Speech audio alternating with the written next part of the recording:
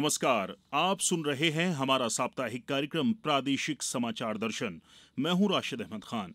कार्यक्रम के आज के अंक में हम सुनेंगे विभिन्न जिलों की समसामयिक गतिविधियों पर विशेष रिपोर्ट। तो शुरू करते हैं आज का अंक।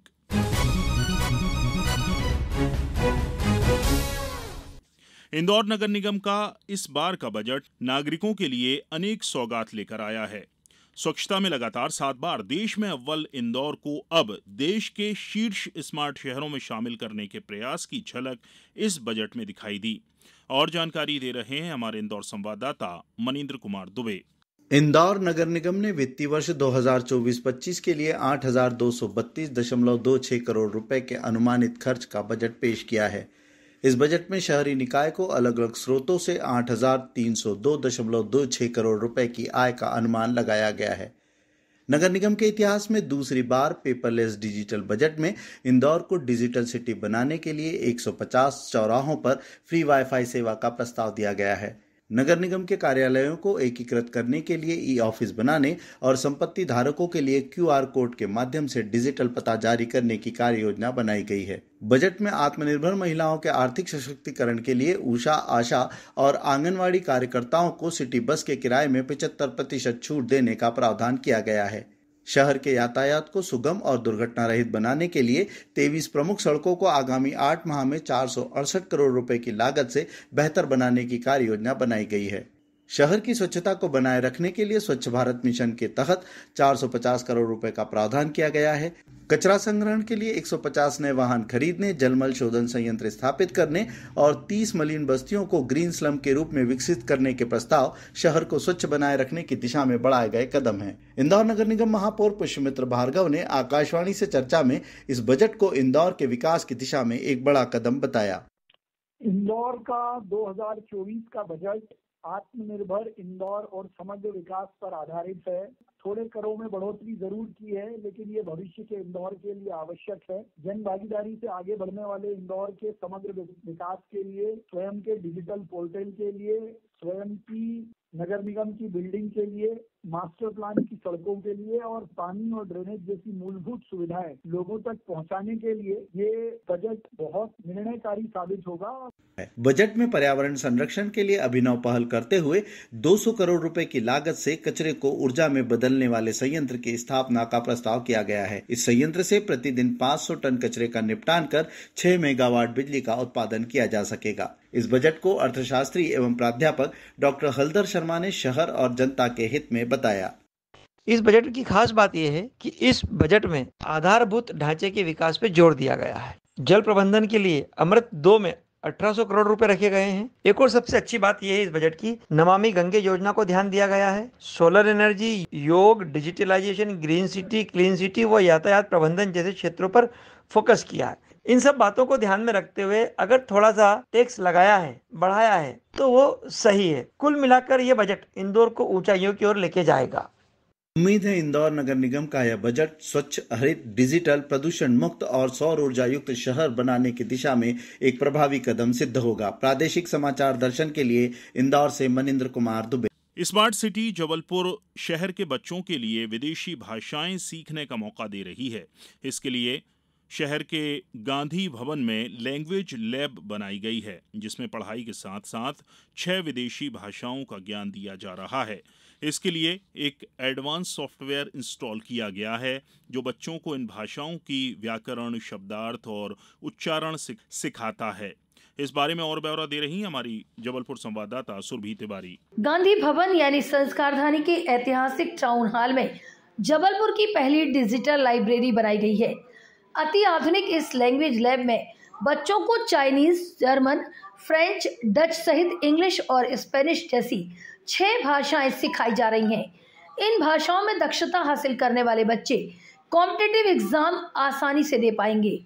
लैंग्वेज लैब के अलावा अन्य कॉम्पिटिटिव एग्जाम की तैयारी करने वाले छात्रों को कोचिंग के कोर्स और कोचिंग सा माहौल देने की भी कोशिश की जा रही है। इसमें कंपटीशन एग्जाम की तैयारी करने वाले छात्रों से मॉक टेस्ट भी लिए जा रहे हैं। स्मार्ट सिटी की ओर से किए जा रहे इस कार्य की लाइब्रेरी के प्रोजेक्ट मैनेजर ने बताया कि इससे छात्र जुड़े रहे।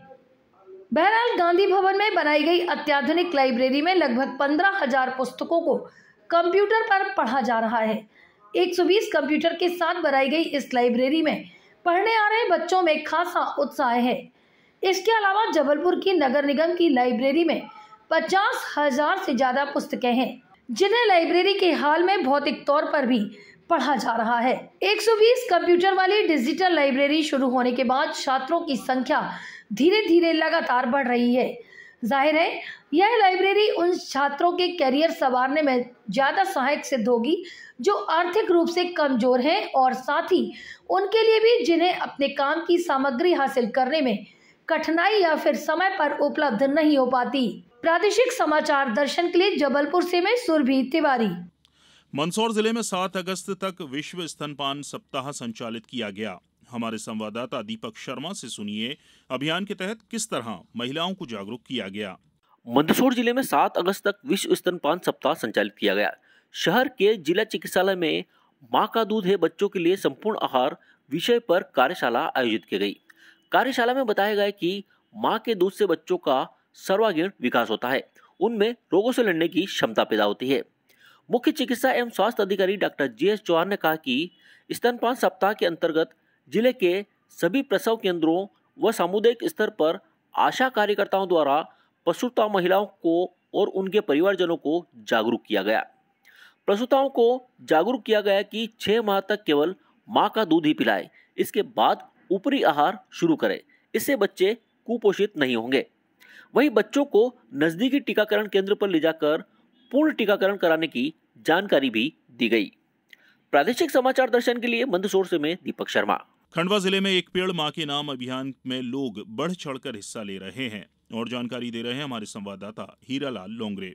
भारत के प्रधानमंत्री श्री नरेंद्र मोदी जी द्वारा 5 जून को विश्व पर्यावरण दिवस के अवसर पर एक पेड़ मां के नाम अभियान की शुरुआत की। इस पहल का मुख्य उद्देश्य वर्तमान समय में बढ़ती ग्लोबल वार्मिंग से निजात पाना, एक पेड़ मां के नाम अभियान एवं इस धरा के भविष्य को सुरक्षित रखना है। ऑक्सीजन की मात्रा बढ़ाने, धरती का तापमान कम करने, भूजल स्तर को ऊपर लाने और प्रदूषण नियंत्रण में महत्वपूर्ण योगदान करने में समर्थ होगा। इस अभियान के तहत खंडवा जिले में भी आम नागरिक, जनप्रतिनिधि और शासकीय कर्मचारी अधिकारी बढ़ चढ़कर हिस्सा ले रहे हैं। साथ ही खंडवा नगरीय क्षेत्र में भी इस अभियान में लोग बढ़ चढ़कर हिस्सा ले रहे हैं। खंडवा महापौर श्रीमती अमृता अमर यादव ने बताया कि हमने देश के यशस्वी प्रधानमंत्री श्री नरेंद्र मोदी जी के आह्वान पर शुरू किए अभियान एक पेड़ मां के नाम के तहत खंडवा के विभिन्न स्थानों पर पौधारोपण किए, जिस कार्यक्रम के अंतर्गत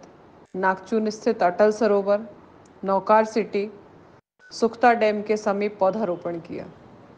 हमने लगभग 1 लाख वृक्षारोपण का लक्ष्य रखा था, जिसे सफलतापूर्वक पूरा किया। इस प्रयास में मैं समस्त शहरवासियों को अपने माध्यम से धन्यवाद देना चाहती हूँ, जिन्होंने इस अभियान में बढ़ चढ़ के हिस्सा लिया और तय समय लक्ष्य को समय पर पूरा करके दिखाया। अब हमारी प्राथमिकता है कि शीघ्र ही हम जमीन की उपलब्धता सुनिश्चित करवाकर 5 लाख वृक्षारोपण का लक्ष्य पूरा करें और खंडवा को हरा भरा खुशहाल बनाएं। आप सभी से भी मेरा अनुरोध है कि आप अपने जन्म दिवस, शादी की सालगिरह पर अपने नाम से एक पेड़ अवश्य लगाएं। प्रादेशिक समाचार दर्शन के लिए मैं खंडवा से हीरालाल लोंगरे। लंबित राजस्व मामलों के निपटारे के लिए झाबुआ जिले में भी 31 अगस्त तक राजस्व महाअभियान 2.0 संचालित किया जा रहा है और जानकारी दे रहे हैं हमारे संवाददाता हरीश कुमार यादव। प्रदेश के मुख्यमंत्री डॉक्टर मोहन यादव ने प्रदेश की भूमि विवाद को लेकर राजस्व के मामलों का निपटारा, पीएम किसान योजना से किसानों का लाभ, नामांतरण, बंटवारा, फार्मर आईडी जैसे कार्यों पर त्वरित कार्रवाई करने के उद्देश्य से एक महत्वाकांक्षी राजस्व अभियान की शुरुआत की थी। इस अभियान का दूसरा भाग 18 जुलाई से 31 अगस्त तक राजस्व महाअभियान 2.0 के रूप में शुरू किया गया है। इस महाअभियान को लेकर झाबुआ कलेक्टर नेहा मीना ने जिले के सभी राजस्व अधिकारियों और कर्मचारियों को निर्देशित किया है कि नामांतरण, बंटवारा, सीमांकन प्रकरणों की समीक्षा, राजस्व वसूली की समीक्षा, पीएम किसान ई-केवाईसी, पीएम किसान आधार बैंक खाता लिंक, स्वामित्व योजना, मुख्यमंत्री भू आवास योजना, मुख्यमंत्री नगरीय भू अधिकार योजना, भूमि आवंटन को लेकर लंबित प्रकरणों की समीक्षा कर तत्काल निराकृत करने का निर्देश दिया है। जिले में राजस्व न्यायालय के तहत प्रत्येक सप्ताह में पंचायत स्तर पर ग्राम का चयन कर राजस्व समाधान शिविर का आयोजन किया जा रहा है। इन शिविरों में अभी तक 2503 आवेदनों का मौके पर निराकरण किया जा चुका है। जिले में अभी तक इस महाअभियान के तहत नामांकन के 329, बंटवारे के 57, भू अभिलेख दुरुस्ती के 78, नक्शा तरमीम के 15,734, समग्र ई-केवाईसी के 57,177 प्रकरणों का निराकरण किया गया है। जिले में अभी तक राजस्व महाअभियान 2.0 के तहत कुल 73,375 प्रकरणों का निराकरण किया जा चुका है। इन निराकरणों के आधार पर झाबुआ जिला प्रदेश में 5वें और इंदौर संभाग में पहले स्थान पर है। हरीश यादव, प्रादेशिक समाचार दर्शन, झाबुआ। मंडला जिले में भी इस वर्ष अच्छी बारिश हुई है, जो फसलों के लिए भी मुफीद है। और जानकारी दे रहे हैं हमारे संवाददाता शशांक चौबे।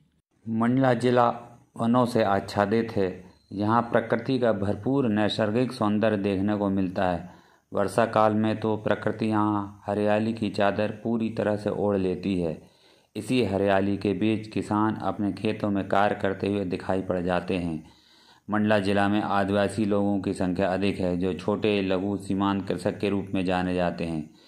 खरीफ सीजन में जिला की मुख्य फसल धान है। इस फसल की बोनी व रोपाई पद्धति से किसान खेतों में फसल लगाते हैं। समय पर मानसून आ जाने से इस वर्ष किसान दोनों ही पद्धतियों से धान लगाने का कार्य लगभग कर चुके हैं। यह कार्य अंतिम चरण में है। जिला में लगभग 1,60,000 हेक्टेयर में धान लगाने का लक्ष्य कृषि विभाग का है, जिसमें से 1,58,000 हेक्टेयर बोनी व रोपाई कार्य किसान पूरा कर चुके हैं। इसके अलावा खरीफ की अन्य फसल मक्का, ज्वार, दलहनी फसल में अरहर भी लगा चुके हैं। इस वर्ष लगातार अच्छी वर्षा के चलते कोदो कुट की बुआई का कार्य थोड़ी पिछड़ गया है। बारिश थमते ही 4-5 दिनों में यह कार्य भी पूरा कर लिया जाएगा। कृषि विभाग से मिली जानकारी अनुसार उड़द 2,400 हेक्टेयर, मूंग 800 हेक्टेयर, अरहर 8,500 हेक्टेयर में 100% बोनी कर ली गई है। इसी तरह तिलहनी फसल में अधिक वर्षा के कारण बोनी प्रभावित हुई है। तिल 2,000 हेक्टेयर में बोनी हो चुकी है, 200 हेक्टेयर शेष है। राम तिल 4,500 हेक्टेयर में बोनी का लक्ष्य है, अभी तक मात्र 900 हेक्टेयर में बोनी हो सकी है। सोयाबीन का रकबा जिले में काफ़ी घट गया है। किसान अब धान या मक्का लगाने लगे हैं, जिसके कारण 200 हेक्टेयर का लक्ष्य भी अधूरा है। विभाग से मिले आंकड़ों के अनुसार मंडला जिले में कुल 2,31,800 हेक्टेयर में बोनी का लक्ष्य खरीफ सीजन में है, जिसमें अब तक 2,06,600 हेक्टेयर में बोनी का कार्य पूरा हो चुका है।